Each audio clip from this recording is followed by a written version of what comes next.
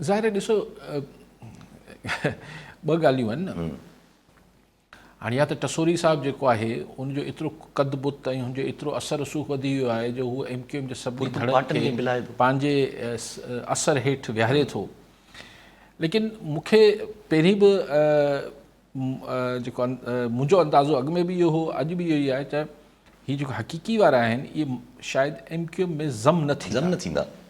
इहो पंहिंजी हिकिड़ी अलॻि मस्जिद यानी जेको इमारत आहे उहो ठाहे वेठा हूंदा। लेकिन अज़ीम तर महाजर मुफ़ाद ऐं अज़ीम तर कराची मुफ़ाद में गॾिजणु जेको आहे, छाकाणि त हिकिड़ी ॻाल्हि त किथे न किथे टसोरी साहिबु अगरि सियासी ॻाल्हि कंदो हुजे त किथे न किथे त आफ़ाक़ अहमद हिननि खे कन में चवंदो न त भई अगरि सुभाणे हिते PTI वरी ॿुहारे वञे थी त पोइ पाण वारी जेका सियासत हुई उनखे त पोइ ख़ुदा हाफ़िज़ सम्झिजे। जी हा, पोइ त भले हिकिड़ो दफ़ो त चलो उन्हनि खे धणियनि खटरायो 2018 में, पर अगरि हाणे ही बल्दियाती इलेक्शन बि हू खटे वञे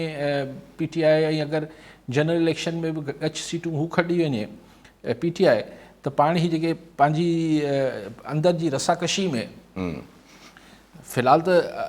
कॉमन एनिमी त PTI आहे जी हा, या सियासी अपोनेंट हू आहे त अचो गॾिजी सॼी पहिरीं हिन खे डाहियूं पोइ पाण में विड़ी वठंदासीं, ठही पवंदासीं। पर ॿी ॻाल्हि बि थी सघे थी त ज़ाहिर आहे इहो अगरि टसोरी साहिबु